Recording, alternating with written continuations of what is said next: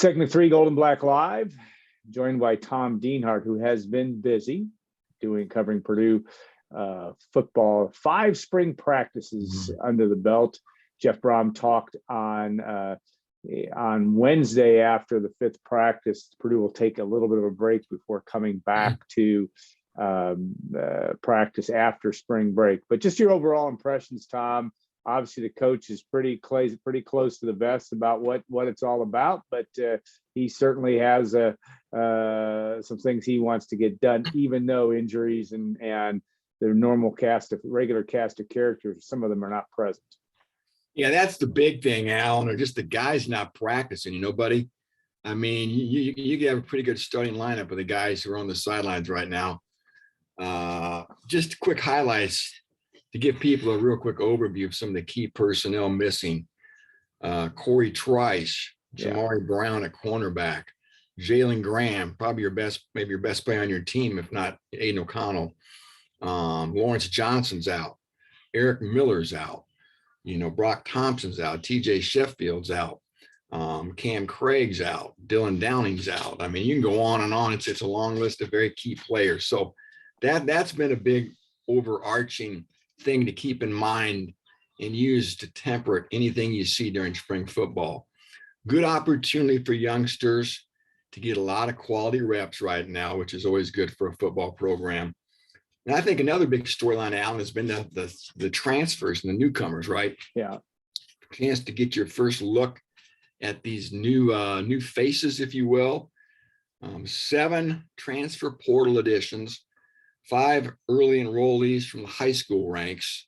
And without a doubt, Tyrone Tracy from Iowa has been maybe the one transfer who's caught everybody's eye the most, Alan. A Swiss Army knife, if you will play a role like Jackson Anthrop did last year for Purdue. They're still trying to figure out all the things he can do and get the ball into his hands. So it's been fun watching him out there. And I've been impressed by Scotty Humpich, the Leo from Murray State. Mm-hmm. Alan, he's a full-grown man. A nice burst off the edge. And if you want a comparable, and I'm not saying he's going to be this guy, but a guy like Rob Ninkovich, maybe. Mm-hmm. He could be that type of guy for Purdue, I think. Again, I'm not saying he's Ninkovich, but that'd be great if he had even half of Ninkovich's want to and skill level. So it's been fun watching him. And I know Jeff Brom has been pleased with the cornerback from Indiana, Reese Taylor, an older player who played a lot of football in Bloomington, Allen. And he's a guy, if he doesn't start, he's going to play a big role for this program. So those are the transfers. Then the high school kids, of course, we're all talking about Brady Allen and Joe Strickland, the 4-star recruits who are here early.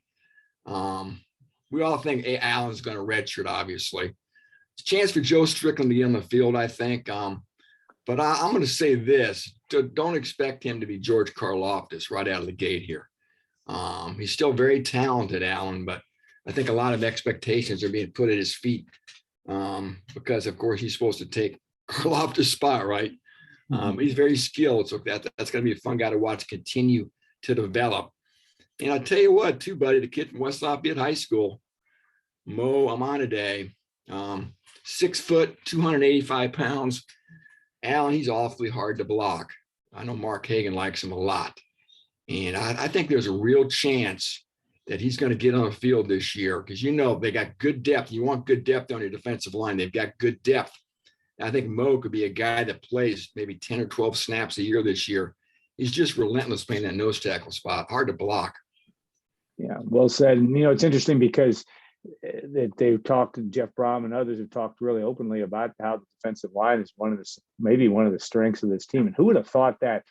I think your point about Joe Strickland and in the comparison to George Karlaftis is walking into a different situation. Now, Karlaftis is a good, unbelievable talent, and we know that. But that's just an interesting turn. As you've have been doing this now with us, this will be your 4th season. Hard to believe. But this is, that's just interesting to see how programs can morph. I mean, who would have thought that defensively, that at least for right now we know Jalen Graham at linebacker and he may be back, as Jeff Brown alluded to. It's possible to be back for the second half of spring ball. But my point is, how quick rosters can change now really puts coaches in a whole different light of how they're going to handle their programs moving forward. Yeah, you can say what you will about the transfer portal, like it or not, but it's a heck of a tool to inject your roster, if you will, Alan, with some ready-made players who do not need any developing at all. So that can really give a program an instant boost. Conversely, you can lose players, of course, too. But again, it's an element I like a lot, and a lot of people curse the portal. I like the portal. And you talk about the D line, and remember this too, buddy. They have another 4-star lineman that's going to come here this summer, Nick Carraway from Texas. He may be the best of them all. Nick Carraway is probably going to be a Leo. I know he can play end, 255 pounds, but I think Hagan wants to start him out at Leo. So they're going to add him to the mix too. So yeah, that's going to be a strong position, I think, for Purdue. And that's a great sign, Alan. This football is, as you know, my friend, you've watched a lot of it. It's always one up front. If you're not good in the trenches, you're probably not going to have a real good team. That's a great starting point for that defense. Now, conversely, the offensive line still sort of remains a work in progress, right? I think the first 5 guys are going to be solid. Per usual, though, that depth is still, I think, a worry for the staff at this point. So we'll see how that comes along. Like I said, the 2 likely starting tackles this year aren't even practicing, Derek Miller and Cam Craig. But I will say this, the 2 guys that are filling in right now, I think, have big futures. Marcus Bowe and Maha Musa, who's from Pike High School in Indianapolis, and Bowe's from Wisconsin. Those are 2 guys that, who knows, Alan, one of them may actually end up starting maybe at right tackle. But anyway, they got to keep working on depth on that O-line. And if they can get that up to snuff, be good on both sides of the ball, it's going to really bode well for this program this fall. You look at the way that season played out in 2021. One of the storylines, I think you've talked about this and written about some, but really was the fact that offensive line was able to stay intact for the most part. And that, even though it's maybe not have been the most skilled unit in the Big Ten, but that just seems to be such a factor that even though we are building some depth, you hope you get those guys back. But the foundation for Purdue football right now, you have to be kind of bullish on where it is, at least in some of the places that you just aren't typically finding it in years past. This is an opportunity, I think, for Jeff Brown, and when you tie in the schedule that Purdue plays, really an opportunity for what could be a very, very interesting 2022 season. Yeah, it starts with that opener. I'm already looking forward to that opener. The first Thursday night against Penn State. Crazy game. It's going to be an unreal environment, I think. It'll be here before we know it. That's not summer, right? I got a lot of swimming I still got to do. Yeah, there you go. But yeah, you're right. He's laid a nice foundation here. This will be year 6. Can you believe it, Alan? Yeah. The last Purdue coach not named Joe Till to see his 6th season at Purdue, it's Jim Coletto. And it was 6 and out for Jim, right? So there you go. 1996, 91 to 96. But I digress with my Boilermaker football history. There's still questions, obviously. We talked about O-line depth, the running back spot, Alan. Purdue doesn't need, I was going to say O.J. Simpson, but yeah. Purdue doesn't need a 2000. Emmett Smith. Barry Sanders. They don't need Barry Sanders. Priest Holmes. How about that? How about for a weird reference here, Priest Holmes? They finished last in the Big Ten of rushing the last 2 or 3 years, and they won 9 games last year, Alan. They got to be good situationally and be creative. And a guy like Tyrone Tracy's going to help. King Daru's been out there practicing. They are looking at the portal, my friend, and they've got an offer out to a Western Kentucky kid, Noah Whittington. And he's about 5'10", 190. He came to Bowling Green as a wide receiver. So I know they have an offer out to him. So they're always looking at the portal. I'm sure they would love to add another back there. Wide receiver too. There are some questions there. Yeah. I know David Bell's gone. Milton Wright's working on his academics. And I don't get a good vibe there. I think there's a good chance we may not see Milton Wright play another game for Purdue. I hope I'm wrong, but I get the sense it's a very steep hill he's got to climb. So now you maybe subtracting Milton Wright too. And then you're looking at, again, Tyrone Tracy. You're looking at, Brock Thompson, of course, the star in Nashville. TJ Sheffield looks like maybe he could break out. You have Mershawn Rice, who's out this spring. He'll be ready in the fall. You have Abdur Rahman Yassin. He's out this spring. He'll be ready this fall. There's potential there, I guess is what I'm trying to say. But is there a real true number one wideout? If there is, it may be Tyrone Tracy. Maybe Brock Thompson's ready to be a number one wideout. We'll see. But there's some sorting out to do a wide receiver with a new position coach too, and Garrick McGee. Of course, tight end, my friend, that may be the strongest position outside your quarterback on this roster with Payne Durham and Garrett Miller, and even Paul Paferi. He looks really good. So again, Miller has had a shoulder issue, Allen. He's not practicing much. Payne Durham has been a little in and out of the lineup as well. They just want to get those guys healthy. They know what they can do. So yeah, there's like any team, there's some strong points and some areas that still are going to need to shore it up. And again, real quick defensively, the secondary has been a real train wreck this spring, just because of most of the key players are out. I talked about Corey Trice, talked about, Jamari Brown, one of their transfers, a kid from Kansas State named T. Denson. He's out. He's a cornerback. They're one of their number one safeties, Marvin Grant. He's out. So you're looking at five key players there. Maybe three-fourths of your starting secondary is not even practicing. So they're just trying to get by right now with their secondary that they've got. You got the backup quarterback is always interesting. Of course, most springs, it's always been a quarterback battle. It's not this year with Aiden O'Connell, obviously, a second team All Big Ten, and a guy that projects to be the linchpin really of the Purdue football offense this year. Any vibe, Brady Allen is Jeff Brom. I always get a kick out of Jeff Brom in his post-practice video saying, well, he should still be in high school. And I don't know if that's a message to the rest of us that, they love it. You got to like the way the guy looks. And he's a great kid, very well, very articulate, can handle himself well. But he should be a senior in high school. Of course, we're talking about the Gibson Southern 4-star product. Austin Burton, do you have any feel,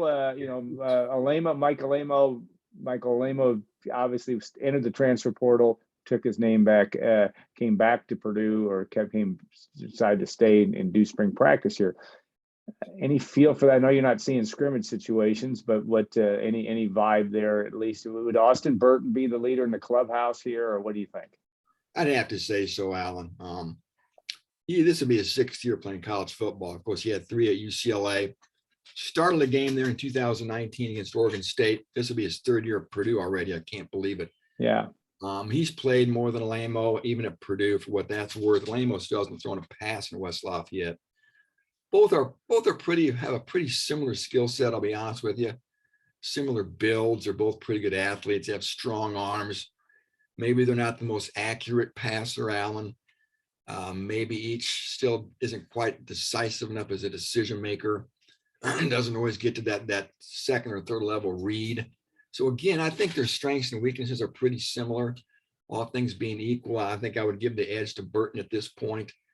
Talking to Brian Brom last week, the quarterback's coach, he said this was a battle that's probably going to rage deep into August, honestly. So, but I do think, boy, if something did happen to Aiden O'Connell and they had to tap somebody on the shoulder, I think at this point probably would be Austin Burton. So it's kind of crazy, given the drama at quarterback in recent years. The drama now has moved to the backup quarterback spot. I'll be honest with you, Alan. I prefer, I know Jeff Brown, I know coaches like competition, makes us all better, right? But I tell you, quarterback, to me, there's nothing like having a big dog alpha. I want a stud. I want a BMOC quarterback like Jim Everett. The guys that, that's my guy. He's my leader in the offseason. Take command of this team. There's no questions. And Purdue's got a quarterback now that's the unquestioned number 1, 2nd team All Big Ten consensus last year. A chance for a special season. To me, I think it's ideal. And I'd rather have this situation than having 2 guys battling deep into Labor Day for that job. All right. Now, I wanted to ask you, we've got about 30 seconds left. Your lock pick for the NCAA tournament outside of Purdue. You watch enough basketball. We're going through the dance of the Big Ten or the conference tournaments. But who of the teams you've watched outside of Purdue, what do you see as teams that, is it Auburn? Is it Kentucky? Is it Duke? Or to win Is it it all? Stanford? Yeah, or who do you like? Who do you like as a team that's going to be really interesting to watch? Arizona is one that at least I've watched. It's really, Yeah. I hope Purdue doesn't have to play them or too early in the tournament. Yeah, Auburn and Baylor, those type of Yeah. teams. The athletic teams, Alan, that can come at you in waves and press you and beat you off the dribble. Those are the teams that always give Purdue issues. It seems like they have a lot of teams issues. They're very good teams. I guess I'm interested in Gonzaga. They got to the precipice last year. They got to the title game. Now they got the freshman, Chet Holmgren. Yeah, terrific player. Yeah, the unicorn. If anybody's seen him play, you get it. What a freak. 7 foot tall, 7'2". What he weighs like 195 pounds. Looks like he could get blown over by a stiff breeze, but what a special player.